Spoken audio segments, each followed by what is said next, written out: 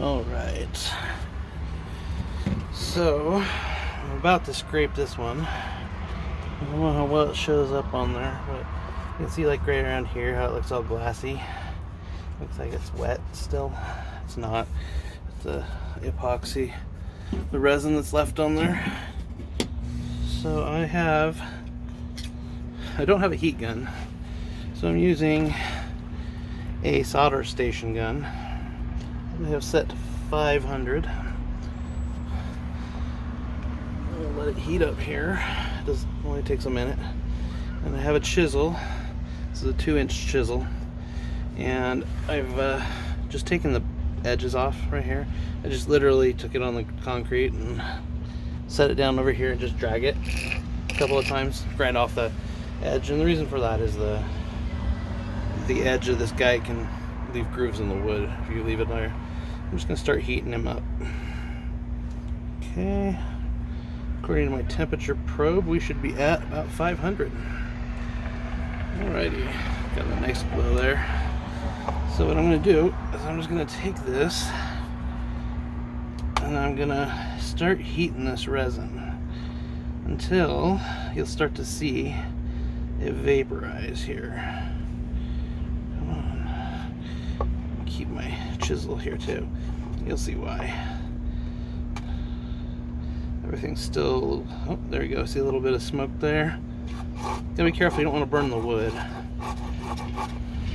which absolutely can do if you're not careful.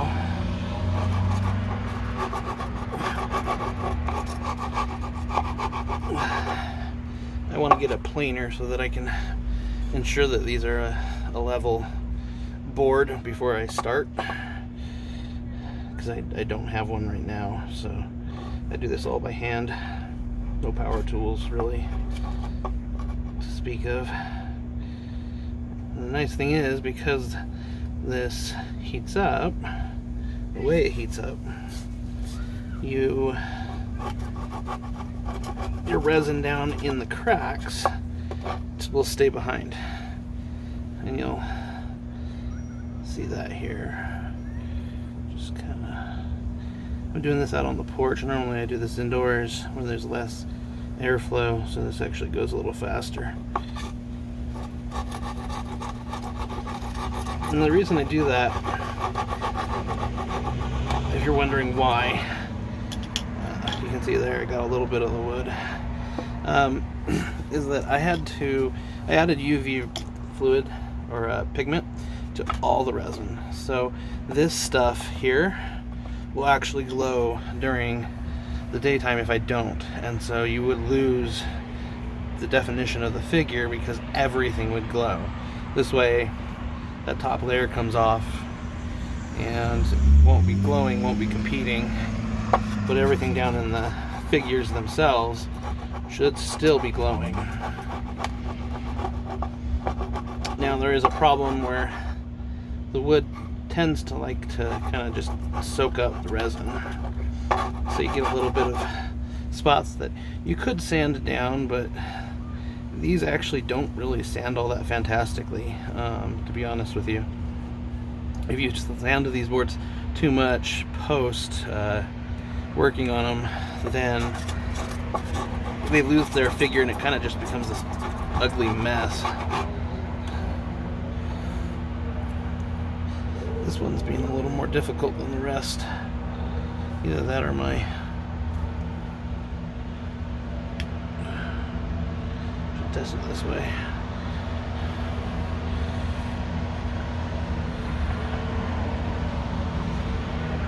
Make sure I have that at max.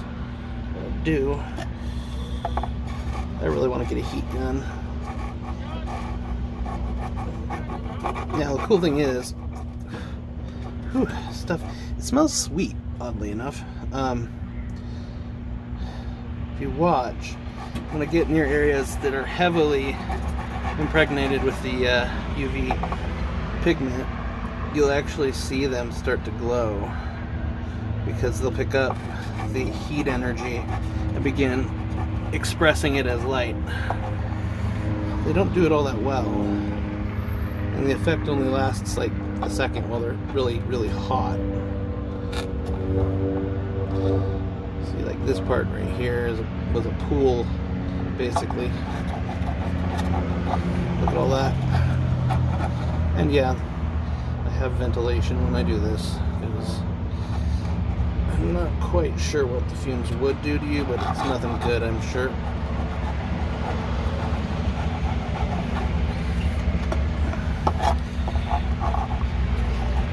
Now, to be clear, sorry about all the road noise. To be clear, I am going to sand this. I will run a few passes of sandpaper over this when I'm completely done, just to clean up stuff like this guy over here. You can get them with your chisel, but it takes forever. And you can see here I come in at a pretty steep angle. And that's because I really want to just scrape the resin off. I'm not trying to gouge the wood.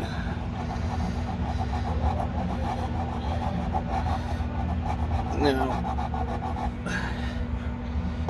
you'll be amazed when you see it, because like right now that looks pretty grody.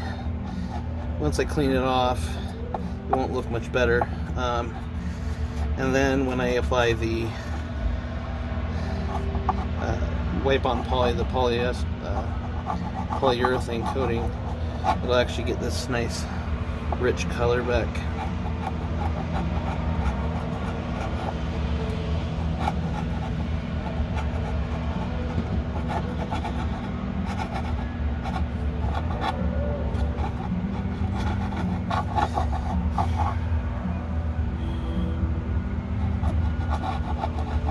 You hear the country music?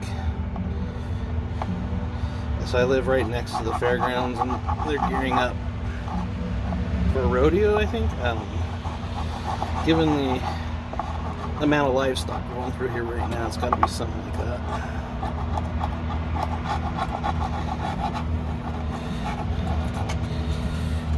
So if you want to continue on, I wouldn't blame you, because basically the rest of this video for now is just going to be me doing this to the rest of the board. Going across here, and it really is going to be quite boring, and I'll probably just babble, to be perfectly honest. So if you're entertained by my babbling, by all means, stick around. But if not, skip forward a bit.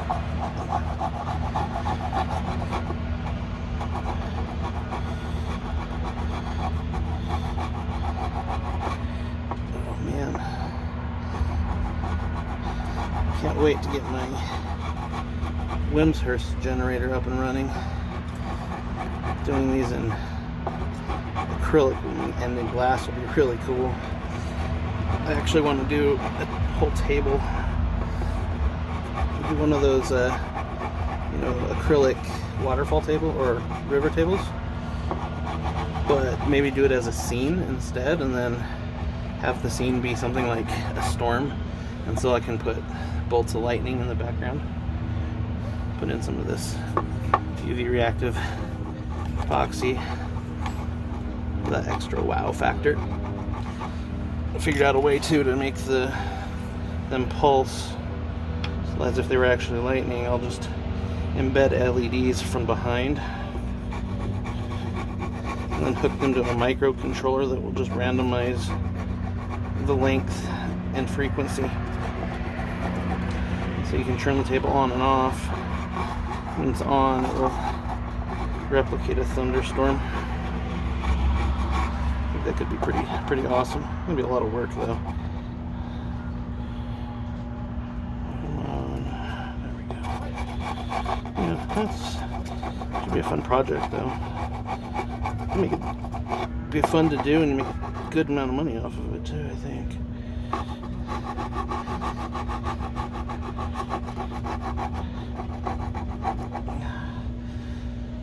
I'm also thinking I might do custom like jewelry boxes kind of thing, where I can burn these in, and then I got a wood burning kit today, so I'm going to start teaching myself how to do that pretty well. I think it'd be fun to do some pagan ritual boxes. You know, put a pentacle on them and a Lichtenberg figure. I think that could be pretty cool looking.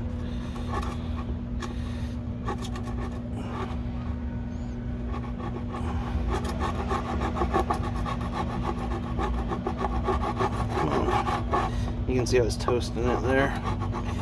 Just getting a little too hot. So one of the tricks you can do is you can heat up your chisel. If your chisel's hot enough, it'll do the same thing as the gun.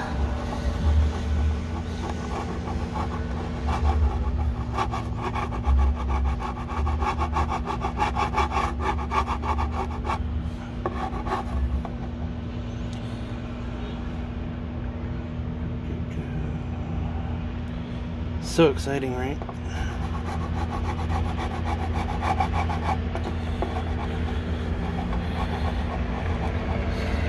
You can deal with the road noise just like me.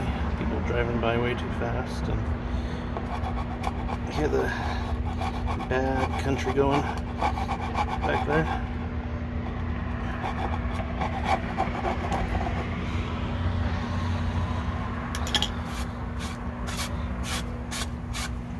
So that we're clear, the way I got to this point, so this is a piece of redwood, and the way I made it was I converted a microwave oven transformer into a Lichtenberg machine, and then I coat this in a compound of water and baking soda, attach the Lichtenberg machine, and end up burning these figures into it. In the burning process, it adds quite a bit of carbon. You can still see some of it here because I didn't remove all of it, but you can remove a lot of that and get the board back to looking to its natural state by mixing 1 tablespoon of oxalic acid into 1 cup of water, and then you just brush it over. And oxalic acid, it bleaches wood normally. In this case, because of the presence of the carbon, all it's really going to do is it's just going to remove that carbon. So what I end up doing is I'll burn my figure, and then I have a stiff bristled brush, like a plastic brush, and I'll run this under a hose and scrub the bejesus out of it. And by then you'll get quite a bit of carbon out of it. And then once you're done with that, I wouldn't even recommend potentially a toothbrush. Put down in here. The more of that stuff you can remove the outset, the better, unless you want those nice dark defining lines. And then once you've done that, go ahead and take your oxalic acid mix, and you're gonna just paint it literally with a paintbrush. Just coat this. You could use a rag, you could use whatever, just get it wet, and then just let it sit, let it dry, and do that 2 to 3 times. By then your board should be back to looking normal.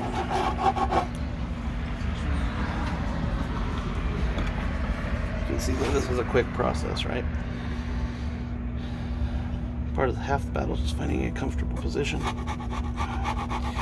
Once your board is dry, and I mean dry, then you mix up your resin according to whatever the directions are, and I add in the correct amount of pigment,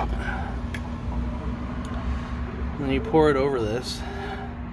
And I have a plumber for spackling walls. I've got one of those little power tools, and I will use it to spread the resin. Make sure to fill these guys up. Make sure you try to get all of the board. The resin does change the darkness of the board. So like up here, right here, that is going to end up being visible in the final result because it did not get resin on it. It's fine, it gives it some character, but if you want a uniform look, know that. head this way first, and then I'll flip the board.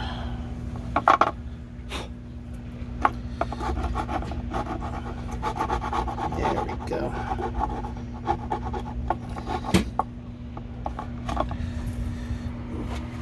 Let me switch positions here.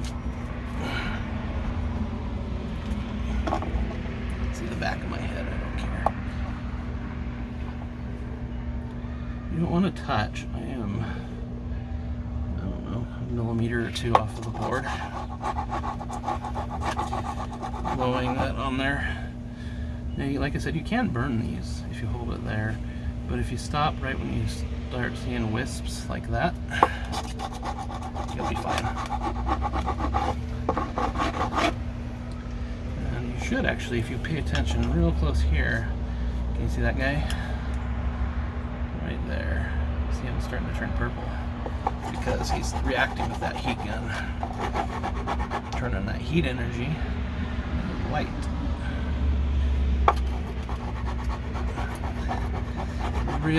Really inefficient at doing it, but I'm applying a large amount of heat to a small surface. So you can see it here too on the end. You might actually not be able to on the camera. The effect might be too close. Let's see if I can do it here.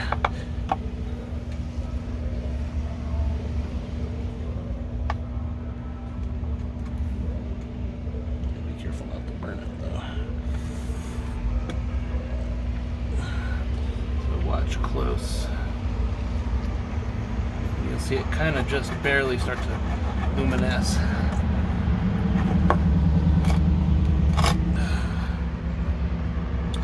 Try to not block your view with my fat head. I try to not do that as much as possible. It inevitably happens. It just creates a divot in the board that's fairly visible. You can probably get around it by going with the grain instead of against it, but sometimes there are just places that you have to go against the grain of the board. Not cool. Okay. Whew. It's a strong smell. I wouldn't say it stinks exactly, but it feels like, it smells like, you know, artificially sweet. If that makes sense. It's weird.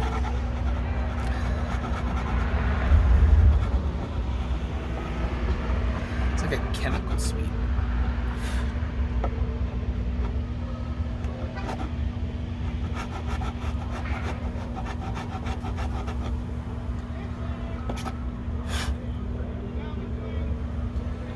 You can see though, like once you get it the right temperature, it just comes right up. And I could do this sanding, but I'd be here for fucking ever, man. Like holy shit. I would only ever maybe consider that if I had a machine, but then I'd have to be pretty hard pressed still to do it. Like it's just it takes so much longer, and it takes so much more resources, and it produces an arguably worse result.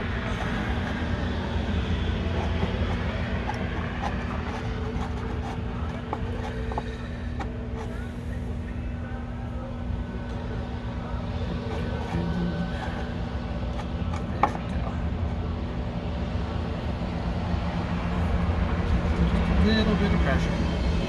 As it heats, it will. There we go. See?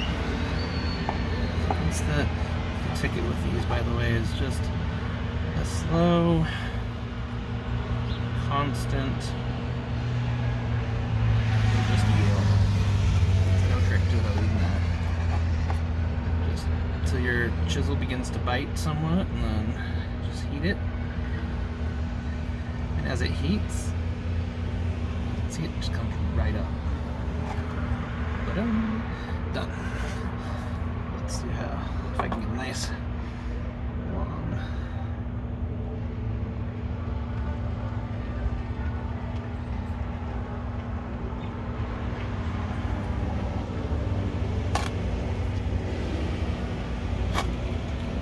Almost. Going the wrong way too. going against. I don't have anything holding me up there. Let's see if I can go this way and get it.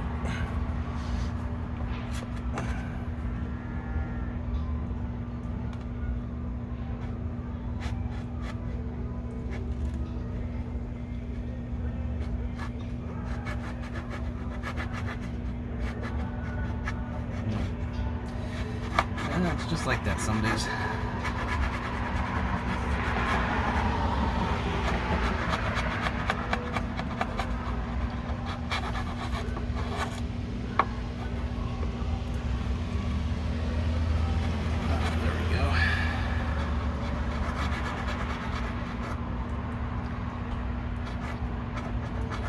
You have recommendations of other kind of things that you'd like to see Lichtenberg figures on or in, whatever, I'd love to hear them, because I'm open and just, you know, wisdom of the masses, I guess.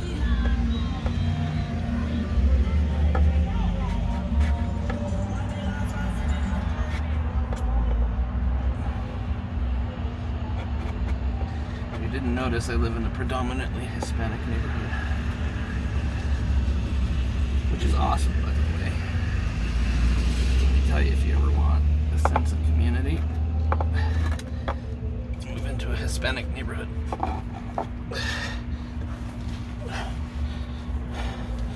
Now our neighbor, we have 2 garages on this rental, and we don't use one of them. So our neighbor runs a business selling tires, doing car repairs, that kind of thing. So we kind of sublease out that garage, allow him to use it. In return, he does all our lawn maintenance, mowing, shovels the sidewalks, that kind of thing. I figure it's a pretty good deal for something we weren't going to use anyway. He can use it. We get some lawn care out of it. I'm all for that. Guy's name is Baldo, not Waldo. Baldo. It's short for bald and narrow.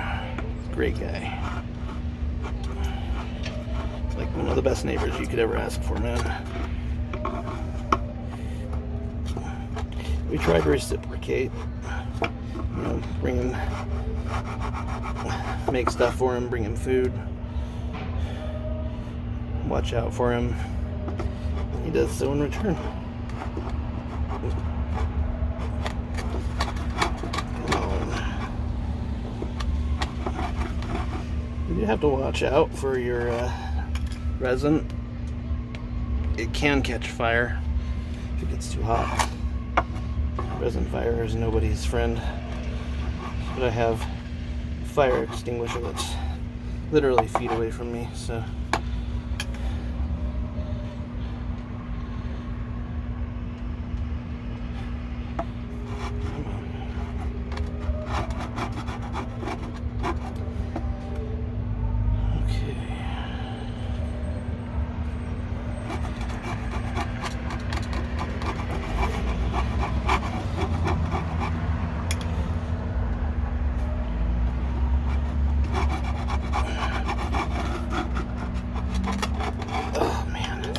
hell with my arthritis.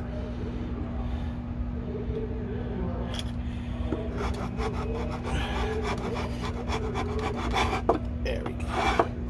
So these ones are interesting. You may be asking yourself, how am I going to do that? Because if I point the gun at it, it could burn the surrounding resin, right? So instead, hello Hobbs, that's my dog. I'm going to heat the tip. And I'll know it's hot because the resin that's on there will start smoking and burning away. Just get it nice and hot. And I should be able to. It's not hot enough.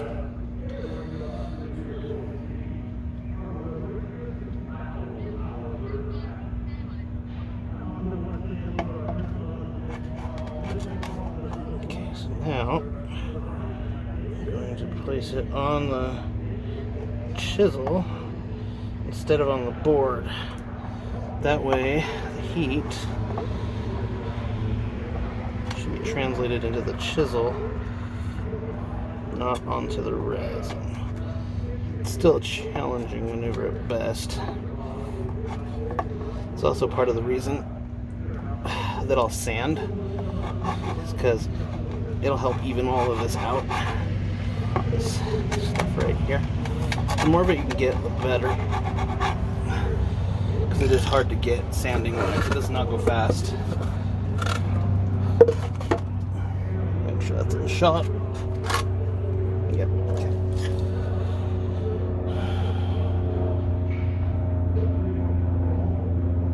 You can see it really well there.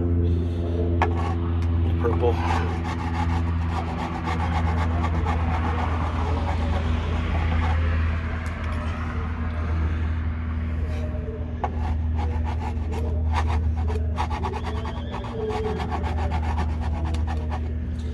I learned this trick from a guy on YouTube named, his channel is Double Reno. He's got a lot of great videos of him making Lichtenberg on a variety of ways and a variety of surfaces. My technique with the oxalic acid is thanks to him. Works fantastically, by the way. I highly, highly recommend it. You can get it dirt fucking cheap on Amazon or in a supply store. It's one of those cheap chemicals. And I got a big old bag that will probably make 100 batches or more for like nothing. So basically, once you're set up with this stuff, the real expense is wood and time. I guess resin can be a thing too, depending on what you're pouring. I haven't gotten that big yet, though.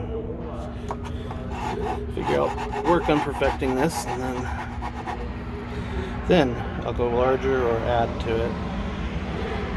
I really want to try soaking the board completely. Right now I brush the solution on, and I'm curious what would happen if I soaked the board in a water and baking soda solution overnight and then burned it. I have a feeling it would burn inside as well as outside, which could produce some interesting effects. If you could do that, if you could effectively soak a piece of wood, burn it, and then cut it, that could be some pretty interesting stuff.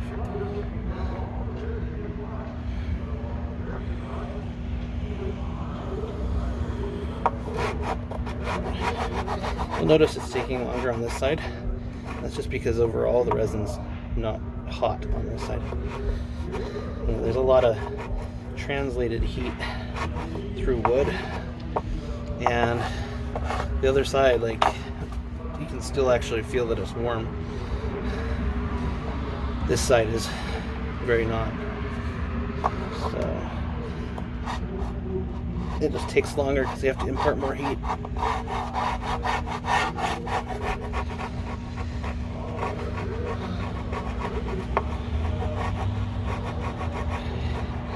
This really is the hardest part of making these things. Once you're set up, that is. Once you know what you're doing, don't make a Lichtenberg figure unless you know what you're doing. The voltages in a microwave oven transformer, not the voltage, it's the current that you can receive from it, can be absolutely fatal with an accidental exposure. You'd be dead before you know it. If it didn't, you probably wish you were. My microwave oven transformer that I salvaged from was like an 1100 and something watt microwave. 1100. It was a weird one. It wasn't 1100 watts. It was like 1153 watts or something. Something weird like that. I output around 2500 volts with it, and you can figure out the amount of current, because if it was an 1100 watt transformer, watt is just voltage times amperage, and then you can figure out at 2500 how much amperage you have. You're well above what you need to kill a human, like well above. I think it was,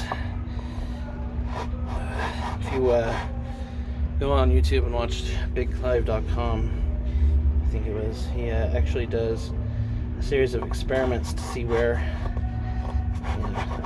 he can start to feel the voltage stopping a bit before what's considered a dangerous voltage potentially across his heart. That's the thing about this that's so dangerous, is, like, if, let's just say that you put yourself together a microwave oven transformer and you go to burn and you accidentally make contact with it.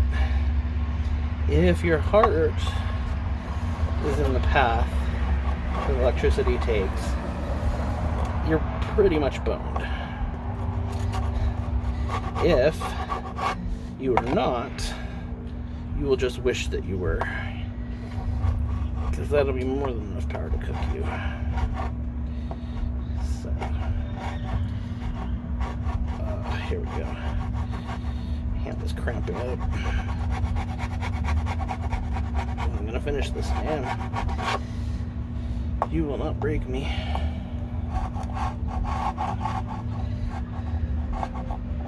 I am choosing to take some of the rough edges off right there, like that. One of the things I've noticed about this is that I'll sand it down pretty smooth before I start burning. But even after burning and then casting, there's always areas that look like they've splintered. And I think it's just from like resin getting under the weak part in the board. But I'm not sure. Don't quote me on that. It's just a complete guess. But yeah, I've sanded these down flat. Sometimes it works. Actually, most of the time it works. But there's been a number of times that it hasn't. Where you come back and you get something that looks like you hadn't sanded it poking up.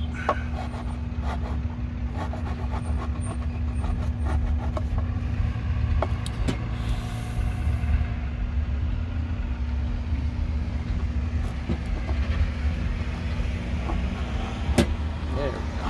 It's starting up. So, getting close now.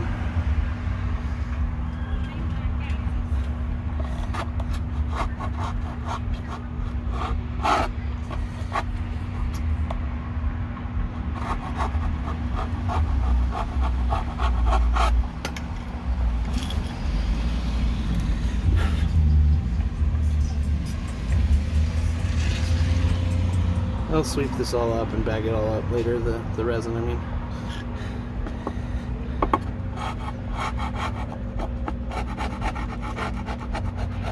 Yeah. That chunk I took off right there, that didn't need to be taken off. That was negligence on my part. I went too steep and it bit into the board. Took a little bit out of it. Oh, my leg's going numb. That's right. Might work. Turn up the air a bit. See if maybe it'll burn a little faster.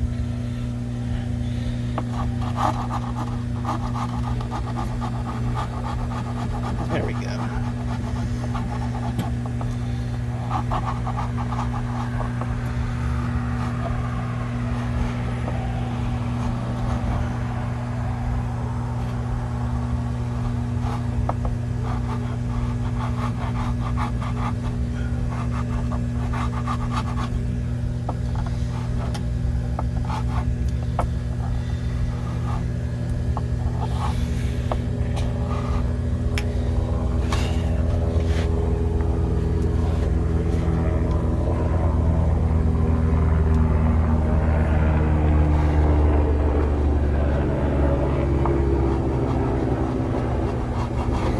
So I went higher, but you can see the danger here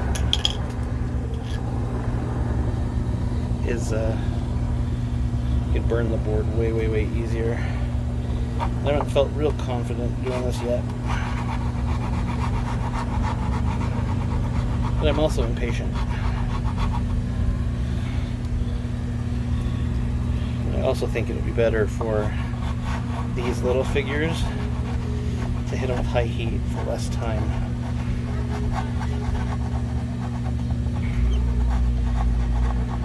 Got some buggers there. Whoop, that's hot. Ooh, doggy.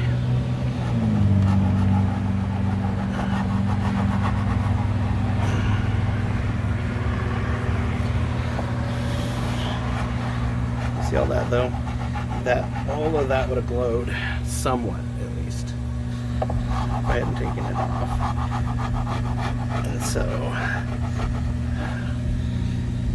that's why we're doing what we're doing.